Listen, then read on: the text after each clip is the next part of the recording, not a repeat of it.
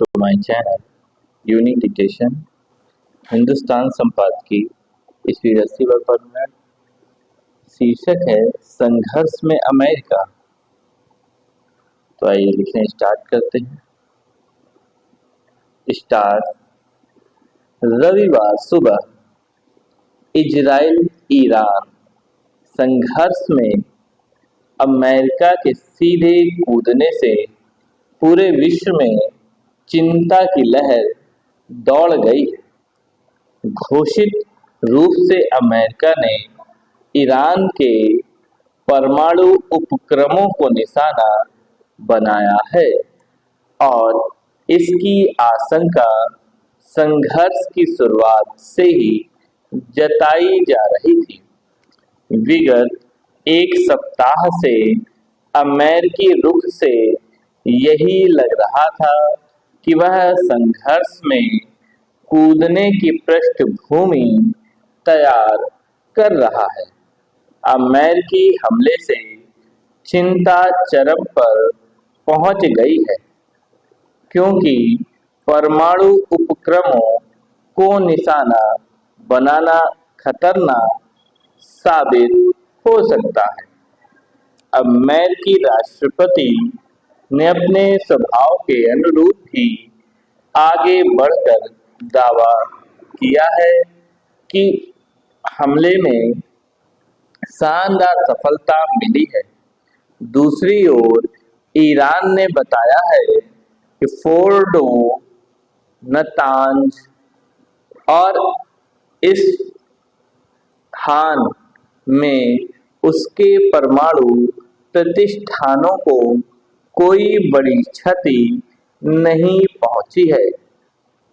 स्वाभाविक ही ईरान ने अमेरिकी हमलों की कड़ी निंदा करते हुए इसे अपमानजनक बताया है। ईरान ने दूरगामी नतीजों की चेतावनी भी दी। ईरान को अंतर्राष्ट्रीय कानून के तहत जवाब देने का हक है और अब वह इजराइल के साथ ही अमेरिका को भी निशाना बना सकता है।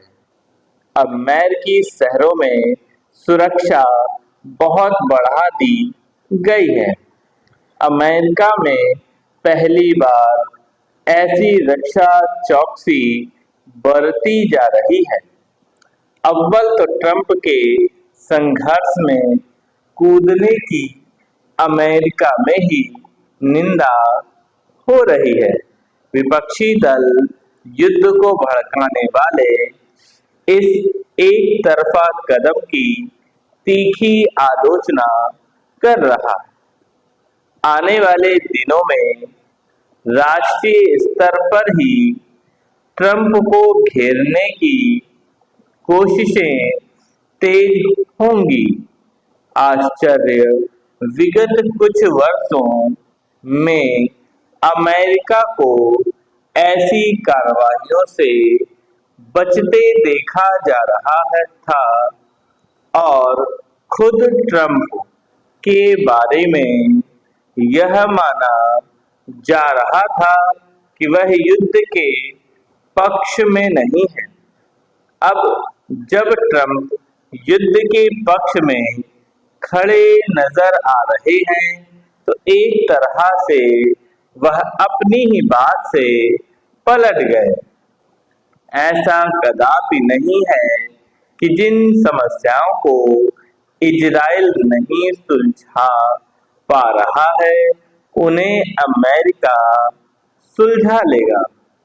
अरब दुनिया में अमेरिका हस्तक्षेप का लंबा इतिहास रहा है और हम ये कह सकते हैं कि यहाँ अमेरिका को अपने अभियानों में कभी पूरी सफलता नहीं मिली है।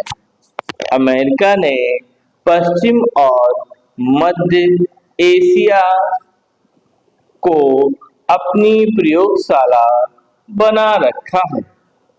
इराक, अफगानिस्तान की जो आज हालत है उसके लिए सर्वाधिक जिम्मेदार अमेरिका है, पर वह इस बात को कतई नहीं मानता है। ईरान में सीधे हस्तक्षेप से अमेरिका में दुश्मनी के जो नए बीज बोए हैं, वे समस्याओं के बड़े पेड़ बन सकते हैं। संघर्ष में अमेरिका के कूदने की ज्यादातर देशों में नकारात्मक प्रतिक्रिया हुई है। चीन की पहली प्रतिक्रिया उसकी मीडिया के माध्यम से आई है, जिसमें निंदा के शब्द हैं। चीन यह मानता है कि अमेरिका अपनी पिछली रणनीतिक गलतियों को ही दोहरा रहा है। संयुक्त राष्ट्र ने भी चिंता का इजहार किया है। इसमें कोई शक नहीं कि पश्चिम एशिया में युद्ध के त्रासद परिणाम हो सकते हैं। असर पूरी दुनिया पर हो सकता है।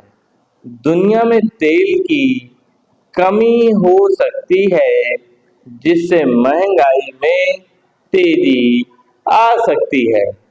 ज्यादातर देशों में विकास की रफ्तार कम है, अतः बड़ा युद्ध भड़का तो झेलना मुश्किल हो जाएगा। लगता है आने वाले दिनों में अमेरिका की कुख्याति और कमजोरी को बल मिलेगा। विडंबना देखिए, संघर्ष विराम की अमेरिकी नसीहत सिर्फ दूसरों के लिए है। एक कथित संघर्ष विराम के बाद ट्रंप नोबेल शांति सम्मान चाहते हैं, पर खुद सीधे एक ऐसे संघर्ष में कूद पड़े हैं जिससे अमेरिका को फिर महान बनाने में कोई मदद नहीं मिलेगी। यह सवाल फिर खड़ा हो गया है कि दुनिया में अशांति फैलाकर अमेरिका कब तक खुद को सुरक्षित रख पाएगा। समाप्त।